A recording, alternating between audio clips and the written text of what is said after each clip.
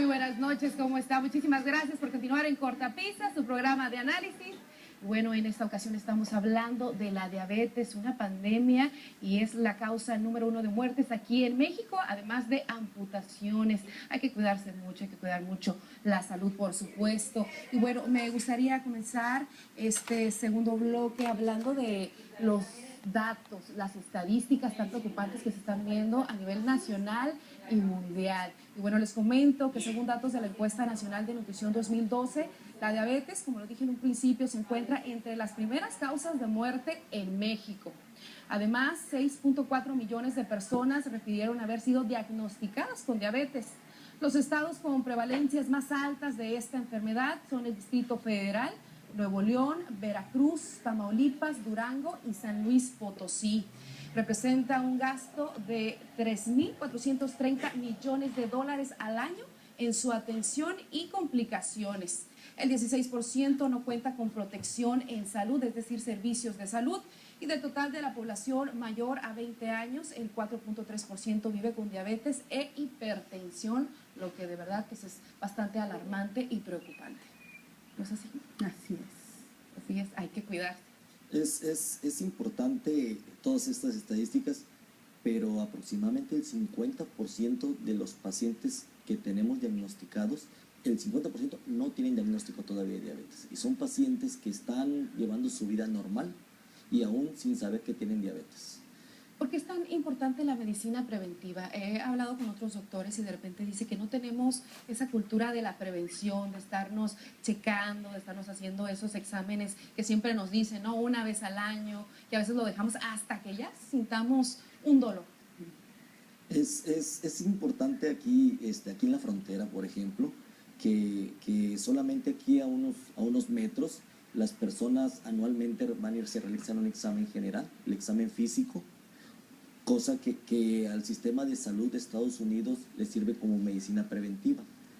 La cultura, que es una parte fundamental en los pacientes aquí en México, eso nos evita que tengamos esa ventaja de prevenir enfermedades. Aquí, lamentablemente, el paciente solamente hasta que se siente mal acude a atención médica, ¿sí? Pero no tiene la cultura de decir, ok, voy a hacerme un examen para saber en qué condiciones estoy y qué medidas tomar. Pero no tiene que ver muchas veces el que el paciente vive en Estados Unidos. Tenemos pacientes que viven en Estados Unidos, más sin embargo a nivel cultural siguen con esas mismas costumbres. Aunque estén allá, no se realizan los exámenes preventivos. Sí, y además no solamente en México está afectando, sino también a nivel mundial esta enfermedad. Exactamente. Es una enfermedad que está invadiendo al mundo entero. Y pues necesitamos checarnos. A veces nos da miedo que nos vayan a decir que tenemos diabetes, pero si no lo detecto a tiempo, cada vez va a ser más difícil controlar la enfermedad. Entonces pues no hay que tener miedo, lo que va a ser, y mientras más pronto enfrentemos esto, más fácil va a ser controlarlo. Excelente. ¿Qué les parece si ahora vamos a ver unas estadísticas precisamente de la Organización Mundial de la Salud, de cómo en el mundo está afectando esta enfermedad? Y bueno, nos dice la Organización Mundial de la Salud que se tienen más de 347 millones de personas con diabetes. Más del 80% de las muertes por diabetes se registran en países de ingresos bajos y medios, como lo es México. La Organización Mundial de la Salud prevé que las muertes por diabetes se multipliquen por 2 entre el año 2005 y 2030. La diabetes tipo 2 representa el 90% de los casos mundiales y se debe en gran medida a un peso corporal excesivo y a la inactividad física. Hasta hace poco la diabetes tipo 2 solo se observaba en adultos, que era lo que comentábamos, y ahora se está observando en los niños. Bueno, son datos bastante alarmantes, porque también está relacionado con el primer lugar, por ejemplo, en el caso de México, de la obesidad que tenemos. Exactamente. Y ahí vienen los malos hábitos alimenticios y es una cadena. Exacto, y si imagínate si desde el vientre de tu madre estás consumiendo alimentos altos en glucosa, ¿sí? Mucho azúcar, y desde que se está formando tu páncreas, ya tu páncreas está trabajando más de lo que debe. Cuando naces, pues tu páncreas ya no está tan fuerte como el de un niño que se crió sanamente en el vientre de tu madre. Y luego si desde el nacimiento o en los siguientes meses te empiezan a dar bebidas azucaradas y te empiezan a dar todas esas sustancias producidas ahora industrialmente que pues están, como les digo, muy cargadas de azúcar, pues es lógico, ¿no?, que desde muy pequeños empiecen ya estas enfermedades. ¿Cuál sería el tratamiento para un diabético o depende del tipo de diabetes que tenga? Depende del tipo de diabetes, es el tratamiento que debemos implementar, pero siempre que a una persona se le diagnostica diabetes, tanto la Asociación Americana de Diabetes, la latinoamericana y la europea, lo primero que indica son cambios en los ámbitos. Hay que cambiar los hábitos en cuanto a alimentación y en cuanto a ejercicio. Y en base a la determinación de los niveles de azúcar que tenga en el momento del diagnóstico, es la decisión terapéutica que se va a tener. Pero siempre se hace hincapié en que un paciente diabético, en el momento de su diagnóstico, tenemos que cambiar los hábitos de alimentación y de actividad física. ¿Cuál es el costo aproximado para una persona que tiene diabetes en su tratamiento?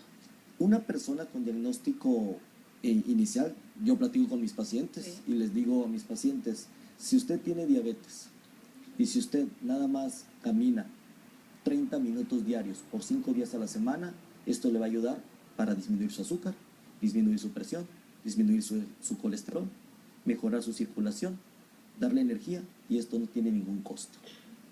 Y es lo que la gente no entiende. La gente quiere, a veces dice, doctor, no puedo hacer dieta, mas sin embargo no se trata de hacer dieta gastando, invirtiendo dinero, sino que se trata de modificar los hábitos y mejorar la actividad física. De aprender a comer bien, ¿no? Porque a dieta no podemos estar todo el tiempo, ¿no? Con la palabra de dieta de que reducir todo, sino es aprender a tener buenos hábitos alimenticios, que las verduras, tomar mucha agua y demás, ¿no es así? Pero bueno, doctora, el Instituto Mexicano del Seguro Social tiene un programa para sus derechohabientes. Platíquenos un poquito al respecto. Exactamente, Diabetes es un nuevo programa del Seguro Social dedicado a personas con diabetes.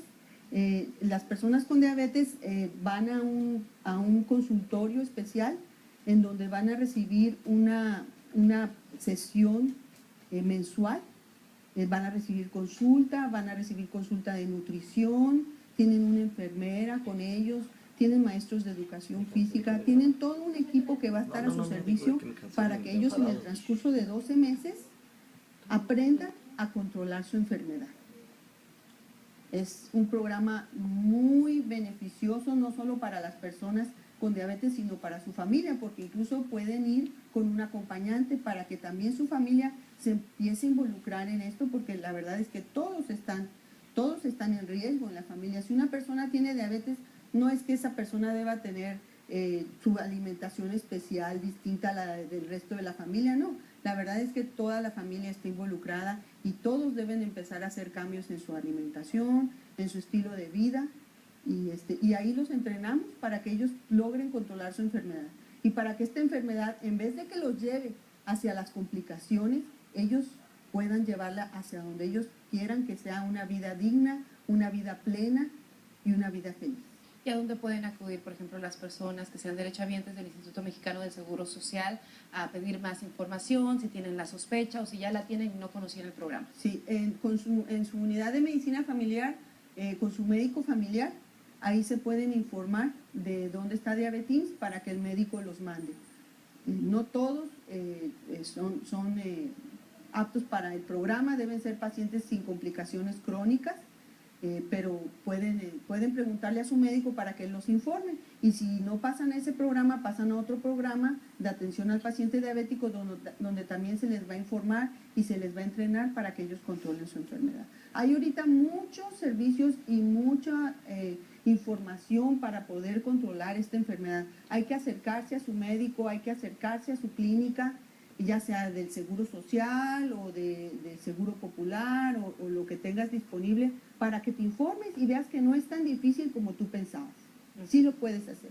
Por supuesto. Y doctor, ¿cuál sería su recomendación a la gente que nos está mirando en este momento para que se cuide, para que si tienen la sospecha que vaya?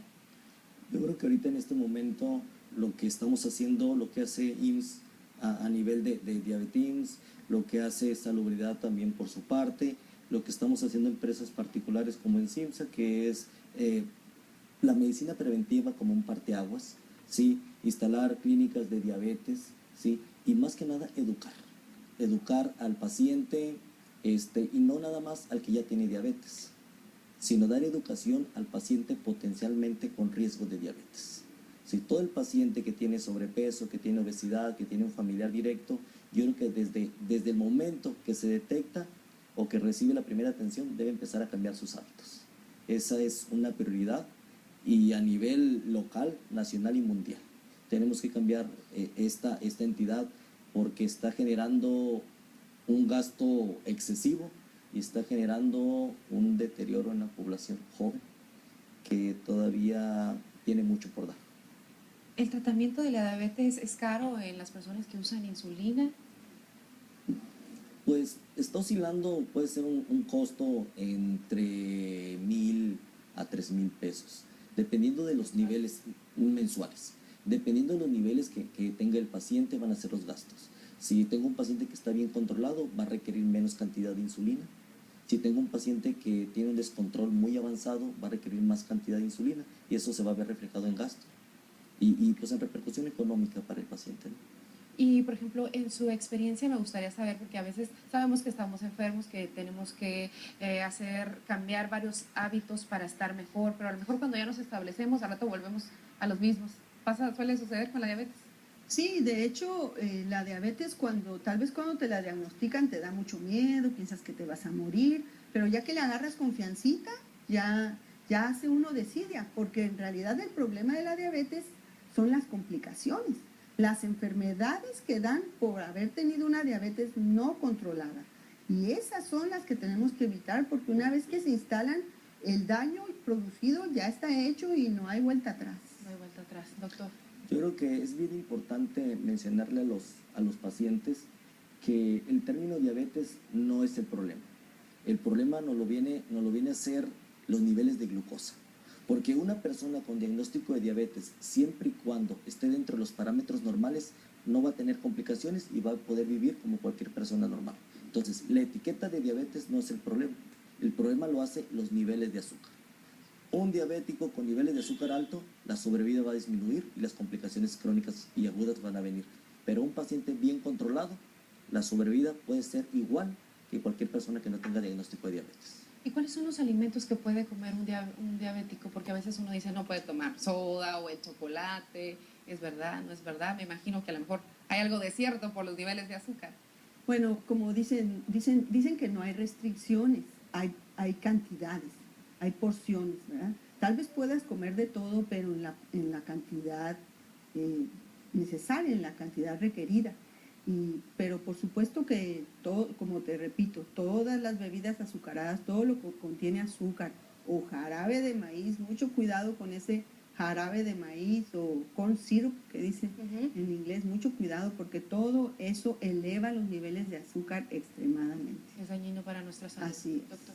Yo creo que un incremento en la ingesta de fibra, eso mejora.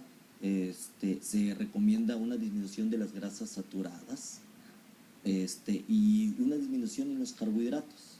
Pero como menciona la doctora, yo creo que aquí es más de educar a los pacientes que no es la comida la que le hace daño, sino las cantidades de comida. En el momento que la gente aprenda a comer, porque es lo que nos hace falta, no es ponernos a dieta, sino aprender a comer, en ese momento vamos a solucionar mucho de esta enfermedad. Muchísimas gracias a los dos por estar aquí, doctor Muchísimas Gallegos, gracias. doctora Mejía, por esta información, Sí. por compartir. Espero que esto le haya servido. Cuide mucho su salud, que es lo más importante que tenemos. Con salud tenemos todo, sin salud no tenemos absolutamente nada. Esto fue todo en Cortapisa. Muy buenas noches.